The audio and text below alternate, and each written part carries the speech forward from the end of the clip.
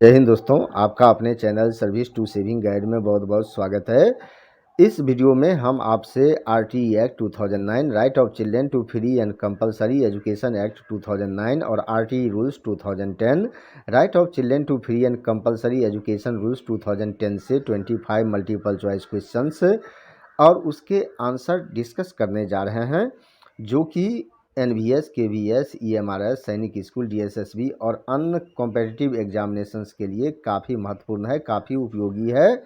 अगर आप LDE, LDC या फिर ओपन कॉम्पिटिटिव एग्जामिनेशंस के माध्यम से principal, vice principal, education officer, assistant commissioner बनने की तैयारी कर रहे हैं, तो आप इस वीडियो को एक बार अंत तक जरूर देखें, क्योंकि इस वीडियो में मैं आपको 25 मल्टीपल चॉइस क्वेश्चंस और उसके आंसर बताने जा रहा हूं, जो कि आपके सफलता की गारंटी हो सकती है। दोस्तों, आपकी सुविधा के लिए मैंने इस वीडियो को 2 पार्ट में तैयार किया है। इसका फर्स्ट पार्ट पहले ही जारी हो चुका है, जिसमें मैंने आपको 25 मल्टीपल चॉइस क्वेश्चन और उसके आंसर को बताया है। उसी तरह इस वीडियो में भी मैं आपको 25 मल्टीपल चॉइस क्वेश्चंस और उसके आंसर बताने जा रहा हूं। अगर आपको पूरी जानकारी चाहिए आरटीई एक्ट 2009 और आरटीई रूल्स 2010 पर, तो आप दोनों वीडियो को अंत तक जरूर देखें, क्योंकि दोनों वीडियो को मिलाकर आरटीई एक्ट 2009 और आरटीई रूल्स 2010 पर मेगा कवरेज दिया गया है। अगर आप दोनों वीडियो को देख लेते हैं तो मुझे पूरा विश्वास है कि किसी भी एग्जामिनेशंस में अगर आरटीई एक्ट 2009 और आरटीई रूल्स 2010 से प्रश्न पूछे जाते हैं, तो आप उन प्रश्नों का उत्तर बहुत ही आसानी से दे पाएंगे। तो आइए जानते हैं कि क्या है ये 25 मल्टीपल चॉइस क्वेश्चंस और उसके आंसर। लेकिन वीडियो को आगे बढ़ाने से पहले एक बार आपसे फिर मेरा रिक्वेस्ट है कि अगर अभी तक आपने अपने channel service to saving guide को सब्सक्राइब नहीं किया है तो अभी सब्सक्राइब करें, और वीडियो अच्छा लगे तो आप इसे ज़्यादा से ज़्यादा लाइक और शेयर ज़रूर करें। तो दोस्तों, ये रहा क्वेश्चंस और उसके आंसर। तो इसे मैं आपके सुविधा के लिए मैं इसे हिंदी में भी बताने की कोशिश करूंगा, ताकि हिंदी या इंग्लिश जिस भी मीडियम में आप कंफर्टेबल महसूस कर रहे हैं, उस मीडियम में आप इसे समझने की कोशिश कर सकते हैं। तो question 1, as per right of children to free and compulsory education rules 2010, और school for class 1 to 5 shall be established within a walking distance of dash KM of neighbourhood. RT rules 2010 के हिसाब से पड़ोस में class 1 से 5 तक के बच्चों के लिए स्कूल की स्थापना कितनी दूरी के अंदर की जाएगी? तो इसके लिए आप यहाँ 4 ऑप्शन देख सकते हैं, A1 km, B2 km, C3 km, D4 km। तो आइए जानते हैं इसका करेक्ट आंसर। सेक्शन 6 के हिसाब से इसका करेक्ट आंसर होगा ए, 1 किलोमीटर के भीतर क्लास 1 से 5 तक के बच्चों के लिए स्कूल की स्थापना की जाएगी।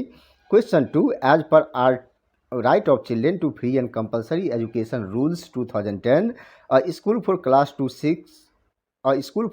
6 to 8 shall be established within a walking distance of dash km of neighborhood। RT rules 2010 के हिसाब से पड़ोस में क्लास 6 से 8 तक के बच्चों के लिए कितनी दूरी के अंदर स्कूल की स्थापना की जाएगी? इसके लिए भी आप यहाँ 4 ऑप्शन देख सकते हैं, A1 km, B2 km, C3 km, D4 km। तो आइए जानते हैं इसका करेक्ट आंसर। सेक्शन 6 के हिसाब से इसका करेक्ट आंसर होगा C3 km के अंदर क्लास 6 to 8 के बच्चों के लिए स्कूल की स्थापना की जाएगी, एस्टेब्लिश की जाएगी। Question 3, under RT rule 15 and 16 which of the following officer is authorise to recognise or withdraw recognition to school. RT rules 15 और 16 के हिसाब से इनमें से कौन से अधिकारी किसी भी स्कूल को मान्यता देने या फिर मान्यता रद्द करने के लिए अधिकृत हैं, ऑथोराइज्ड हैं?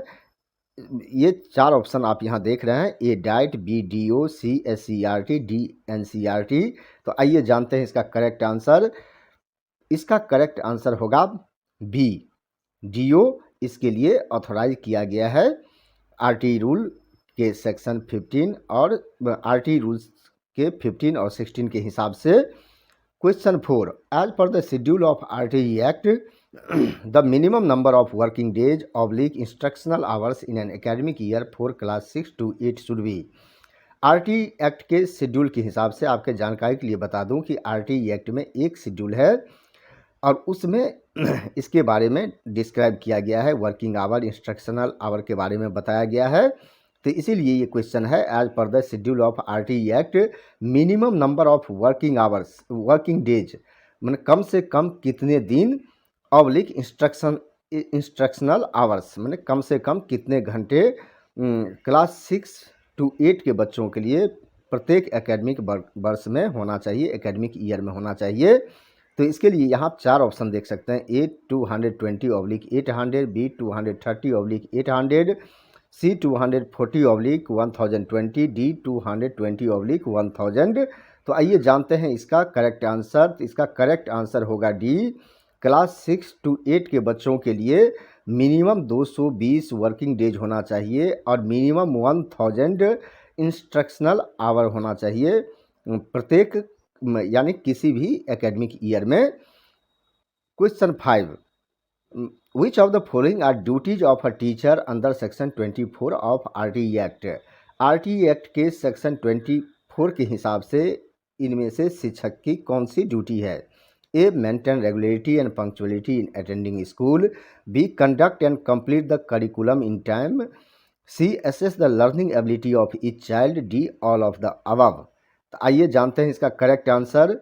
इसका करेक्ट आंसर होगा डी, ये सारे ड्यूटी टीचर को दिया गया है, ये टीचर की ये सारी ड्यूटी है, इसलिए इसका करेक्ट आंसर होगा D. Question 6, the minimum number of working hours per week for a teacher is. शिक्षक के लिए कम से कम कितना वर्किंग आवर रखा गया है प्रति सप्ताह, पर वीक? तो आइए जानते हैं इसका करेक्ट आंसर। तो इसका करेक्ट आंसर होगा C, minimum 45 working hours per week teacher के लिए रखा गया है। Question 7, as per schedule of RTE act pupil teacher ratio shall not exceed 44 class. RTE act के शेड्यूल के हिसाब से किस क्लास में प्यूपिल और टीचर का रेशियो 40 से ज़्यादा नहीं होना चाहिए? इसके लिए 4 ऑप्शन है, A 1st to 4th, B 1st to 5th, C 6 to 8, D 4 to 6। आइए जानते हैं इसका करेक्ट आंसर। इसका करेक्ट आंसर होगा B, 1st to 5th class में टीचर और स्टूडेंट का रेशियो 40 से ज़्यादा नहीं होनी चाहिए। Question 8, as per schedule of RTE act for class 6 to 8 class at least 1 teacher shall be for every.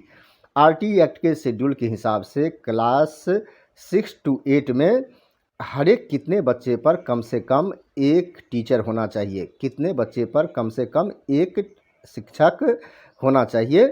तो 4 ऑप्शन है, A 25 children, B 35 children, C 45 children, D 55 children. तो आइए जानते हैं इसका करेक्ट आंसर। इसका करेक्ट आंसर होगा बी, 35 चिल्ड्रेन पर कम से कम एक शिक्षक होना चाहिए।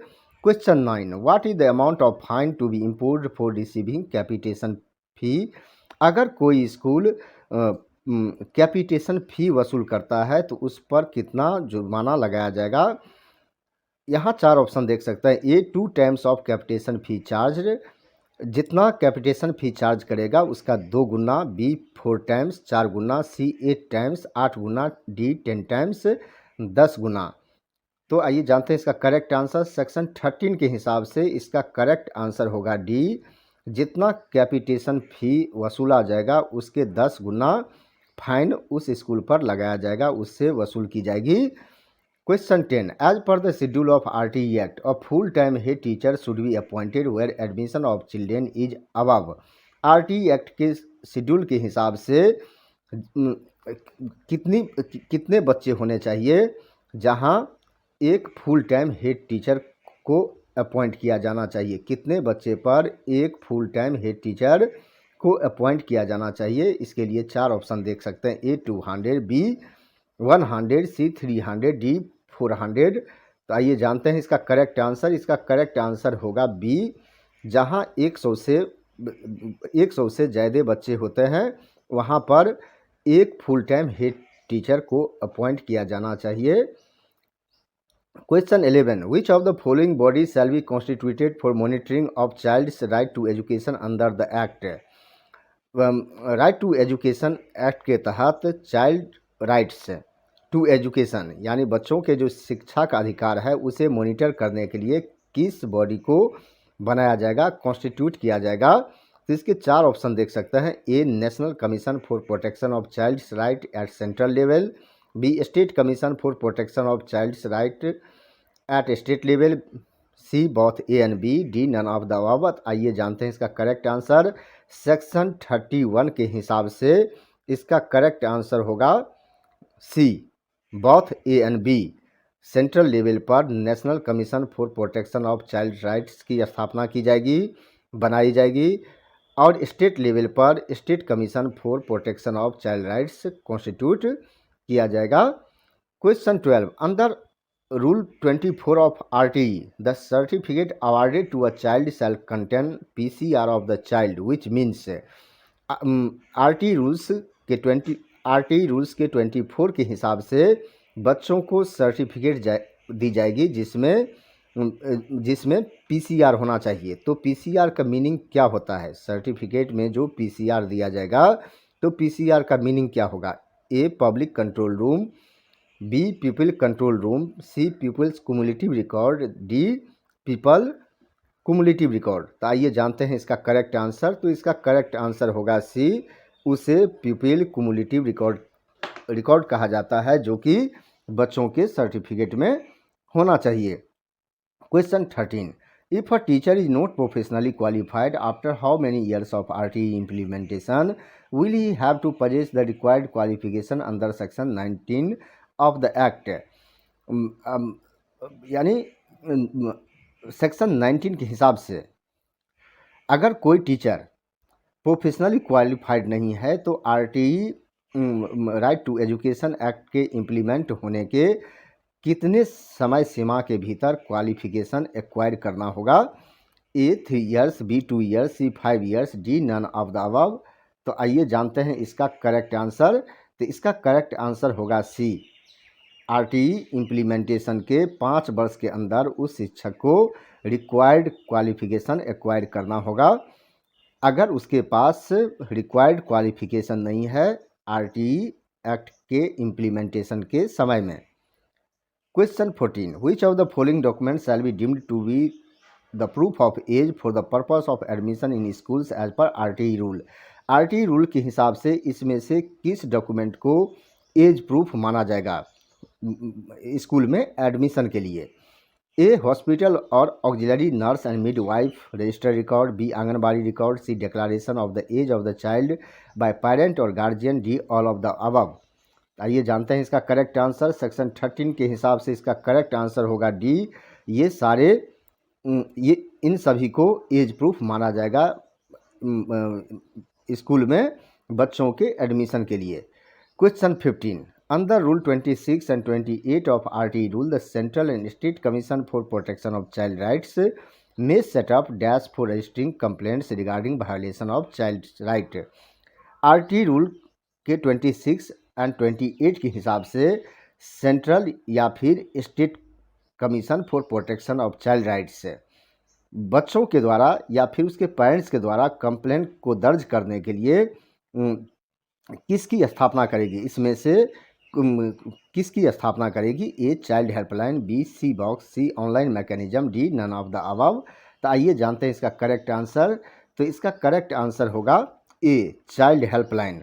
अगर कोई बच्चे या फिर कोई पेरेंट्स अगर सेंट्रल या फिर state commission for protection of child rights को किसी भी तरह का कंप्लेंट करना चाहता है तो चाइल्ड हेल्पलाइन के माध्यम से कंप्लेंट कर सकता है। तो इसकी व्यवस्था central and state commission for protection of child rights के द्वारा की जाएगी RTE रूल्स 26 और 28 के हिसाब से। Question 16, which of the following are true about the composition of school management committee in a school? School management committee के composition के संबंध में इसमें से कौन सा सही है? A, 75% of members should be from parents and guardians. 75% जो सदस्य होंगे वो पेरेंट्स और गार्जियंस होंगे। B, remaining 25% of the members, और बाकी जो 25% है उसमें 1/3 of 25% from elected members of local authority. 25% के 1/3 लोकल अथॉरिटीज होंगे। 1/3 ऑफ 25% फ्रॉम टीचर। 25% के 1/3 टीचर्स से होंगे। Third, 1/3 of 25% from local educationist और चिल्ड्रेन इन द स्कूल। 25% के 1/3 लोकल एजुकेशनिस्ट या फिर बच्चे से होंगे। सी, 50% of members of such committee shall be women, और इस कमेटी के 50% सदस्य महिला होगी। D, all of the above. तो आइए जानते हैं इसका करेक्ट आंसर। तो इसका करेक्ट आंसर होगा डी, ये सारे सही है। तो दोस्तों ये आसान रहेगा कि आप भी याद कर सकते हैं, क्योंकि इसमें से भी मल्टीपल चॉइस क्वेश्चन बनाकर पूछा जा सकता है। Question 17, as per RT rule 18, no appointment of teacher for any school can be made in respect of any person not possessing minimum qualification after the commencement of the act.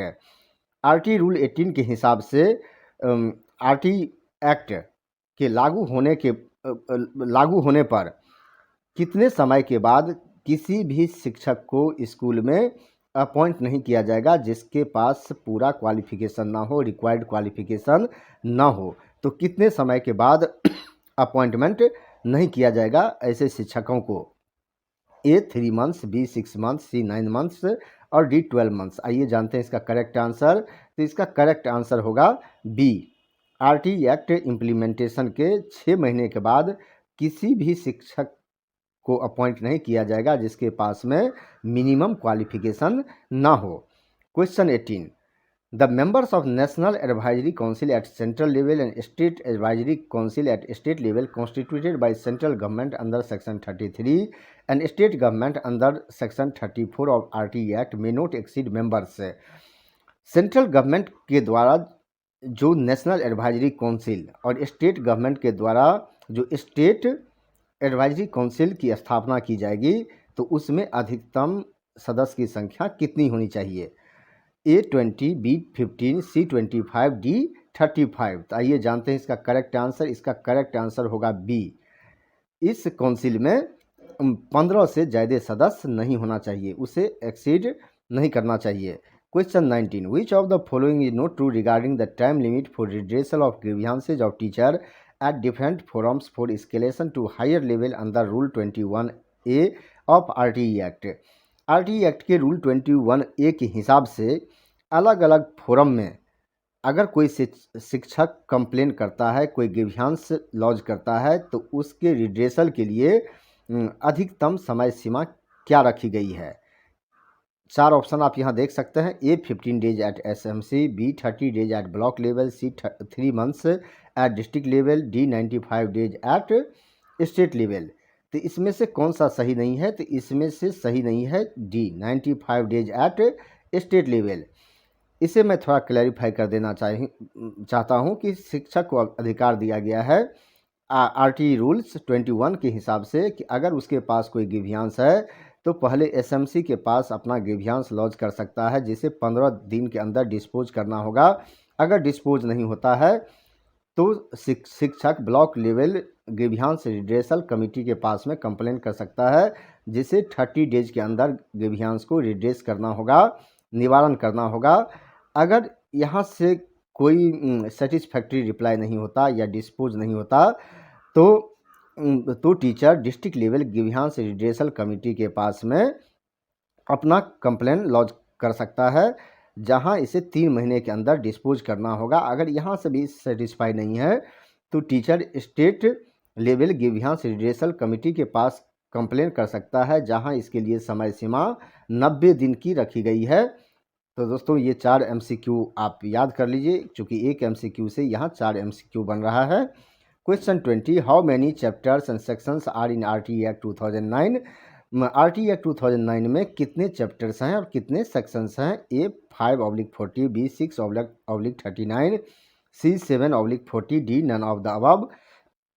आइए जानते हैं इसका correct answer. तो इसका correct answer होगा B, RTE act 2009 में 6 chapter है और 39 सेक्शंस हैं। ये भी क्वेश्चन प्राय पूछे जाते हैं एग्जाम्स में। Question 21, which section of RTE act 2009 prohibits private tuition by a teacher? RTE act 2009 के किस सेक्शन के तहत प्राइवेट ट्यूशन करना मना है शिक्षक के लिए? तो इसके 4 ऑप्शन देख सकते हैं, A section 26, B section 27, C section 28, D section 30। तो आइए इसका करेक्ट आंसर जानते हैं। तो इसका करेक्ट आंसर होगा 28। सेक्शन 28 के हिसाब से प्राइवेट ट्यूशन देना मना है आरटीई एक्ट 2009 के तहत। Question 22, under section 32 of RTE act what is the time limit for redressal of grievances relating to the child of a right by the local authority having jurisdiction over the area। RT act के section 32 के हिसाब से अगर कोई बच्चा local authority को right to education से संबंधित कोई भी ग्रीवियांस लॉन्च करता है या कंप्लेन करता है तो उसका निवारण कितने समय सीमा के भीतर होनी चाहिए या फिर करना होगा। ए 6 मंथ, बी 9 मंथ, सी 3 मंथ्स, डी 12 मंथ्स। आइए जानते हैं इसका करेक्ट आंसर। तो इसका करेक्ट आंसर होगा 3 मंथ्स से। अगर कोई बच्चा राइट टू एजुकेशन से संबंधित अगर कोई भी कंप्लेन लोकल अथॉरिटी को करता है तो उसका निवारण 3 महीने के भीतर होना चाहिए। Question 23, what is the meaning of school mapping as per RT rule. RT rule के हिसाब से स्कूल मैपिंग का मीनिंग क्या होता है। A planning school location, B planning school curriculum, C planning a new school, D none of the above. आइए जानते हैं इसका करेक्ट आंसर। सेक्शन 1 के हिसाब से इसका करेक्ट आंसर होगा ए प्लानिंग स्कूल लोकेशन को, यानी कि स्कूल कहाँ पर बनाया जाए, कहाँ एस्टेब्लिश किया जाए, इससे संबंधित जो प्लानिंग होती है उसे स्कूल मैपिंग कहा गया है सेक्शन 1 में। Question 24, under section 27 of RT rule in the absence of state commission for protection of child's right the state government shall constitute within 6 month an interim authority known as.